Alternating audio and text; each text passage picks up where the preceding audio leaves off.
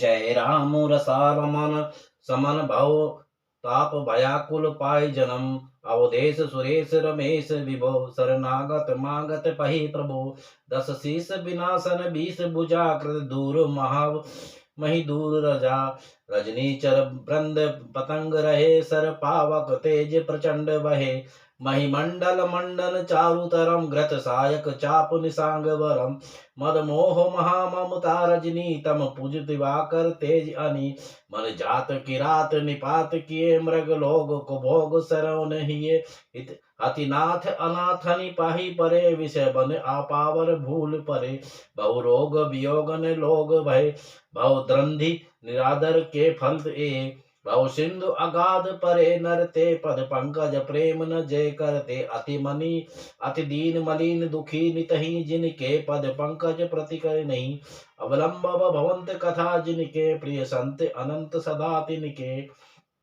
नहीं राग न लोभ न मान मदा तिनके सम वैभव वा विपदा। एवते तव सेवक होत मृदा मुदा मुनि त्यागत जोज प्रभात सदा। करि प्रेम निरंतर नेम लही पद पंकज सेवत सुध हिये। सम महानि निरादर आदर ही सब संत सुखी विचरत मही। मुनि मानस पंकज भृंग भजे रघुबीर महारन धीर अज। तब नाम जपामि नमामि हरि भव रोग महागद मानि हरि। गुणशील कृपा परनायतनम प्रणाय में निरंतर श्री रमनम। रघुनंदन निकंदन दंद घनम महिपाल बिलोक दीन जनम। मंगल भवनीय मंगल हारे द्रवोश दशरथ अजर बार बार बर मांगऊ हर्ष देव श्री रंग। पद सरोज अपनायनी भक्ति सदा सत्संग। मंगल भवनीय मंगल हारे द्रवोश दशरथ अजर जारी। बरने उमापति राम गुण हर्ष गए कैलाश। तब प्रभु कपिन के दिवाए सब विधि सुख प्रद पास। मंगल भवनीय मंगल हारी द्रवोश दशरथ अजर विहार। सुन गगपति यह कथा पावनी त्रिविध ताप भव भय हदावनी। महाराज कर शुभ अभिषेका सुनत ही लहे नर निरत अभिवेका। जे सकाम नर सुनहि जगावई सुख संपत्ति नाना विधि पावि। सुर दुर्लभ सुख कर जग माही अंत काल रघुपति पुर जाय। सुनहि विमुक्त विरत अर विसही लहि भगति कति संपत नहीं। गगपति राम कथा में बरनी स्वमति विलास तरास दुखारनी। मंगल भवनीय मंगल हारी द्रवोश दशरथ अजर बिहारी। जय सिया राम बोलो जय सिया राम जय सिया राम बोलो जय सिया राम। जय सिया राम बोलो जय सिया राम जय सिया राम बोलो जय सिया राम जय सिया राम। श्री कृष्ण कैसे संयमी थे इसका वर्णन हमने ऊपर बड़े विस्तार से पढ़ा। वे गोकुल में जूतों सिले हुए कपड़ों अस्त्र शस्त्रों का उपयोग नहीं करते थे और मुंडन भी नहीं कराते थे। प्रभु की गोकुल वृंदावन लीला इस प्रकार शुद्ध प्रेम की लीला है। वृंदावन में केवल बांसुरी बजाते हैं और वंशी शुद्ध प्रेम की ही है। कुछ महता केवल रासलीला तक ही भागवत कथा सुनना चाहते हैं, क्योंकि इसके आगे तो मथुरा की राजलीला है जिसमें युद्ध बद्ध विवाह आदि की बातें हैं। मथुरा और द्वारका में श्री कृष्ण मधुर बंसी नहीं बजाते, शंख फूंकते हैं। वेदों के मंत्र भोग परक होते भी इनका तात्पर्य त्याग परक है। प्रभु के साथ तदा में पाने से वेदांत अनुभव का विषय है, केवल वाणी विलास का नहीं। यदि जेब में से 5 रुपए का नोट गुम हो जाएगा तो परीक्षा हो जाएगी कि वेदांत के मंत्रों के को तोते की भांति बोल देने वाला ये वास्तव में वेदांती भी है या नहीं।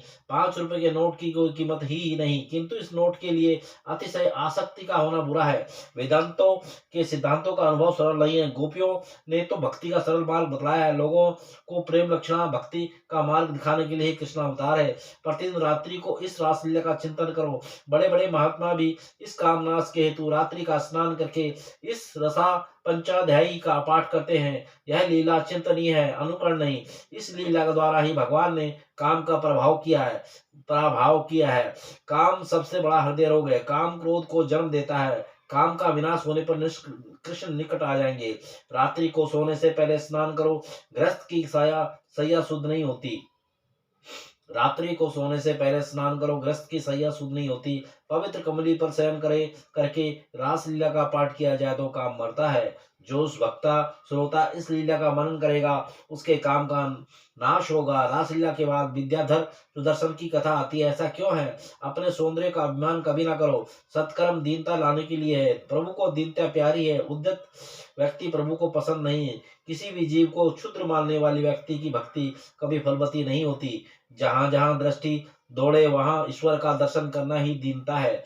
दीनता तो प्रभु की प्रसन्न करने की साधन है। रावण की तपश्चर्या में कुछ कम नहीं थी, किंतु उन्हें भोग लालसा थी, दीनता नहीं। अपने को निराभावनी बतलाने वाला सूक्ष्म रीति से अभिमानी है। सुदर्शन विद्याधर और शंखचूड़ का उदार अवयुगल गीत। 34वें अध्याय में सुदर्शन विद्याधर की कथा है। शिवरात्रि का पर्व था। नंद बाबा अंबिका वन की यात्रा पर गए थे। पुष्कर दान किया गया। रात्रि के समय बने सरस्वती किनारे मुकाम किया। वहां रहने वाला अजगर नंद बाबा को निकलने लगा। श्री कृष्ण की तरफ से मर गया। उसमें एक देव पुरुष प्रकट हुआ। भगवान ने अनजान बनकर उससे पूछा, कौन हो? दिव्य पुरुष ने, मैं अगले जन्म में सुदर्शन नामक विद्याधर था। मुझे अपनी सुंदरता पर अभिमान था। कुरूपों को देखकर मुझे हंसी आती थी। मैंने एक बार काले कुबड़े ऋषि अंगिरा को देखा तो हंसी रोक न सका। ऋषि क्रोध से भड़क उठे, रे उद्धत, मेरा शरीर भले ही काला कुबड़ा है, किंतु मन हृदय तो प्रज्वल है। किंतु तेरी बात ठीक उल्टी है। मैंने तो सत्संग से अपनी कृति सुधार ली। तेरा मन तो उजला है, किंतु मन काला कलूटा है। मैं तुझे शाप देता हूँ कि तू अजगर बनेगा। शरीर में कौन कौन सी सुंदरता है? रुधिर, मांस, हाड़, चाम से बना हुआ है। यदि रास्ते में हड्डी पड़ी हो तो लोग कतरा निकल जाएंगे। सो शरीर को सुंदर मत मानो।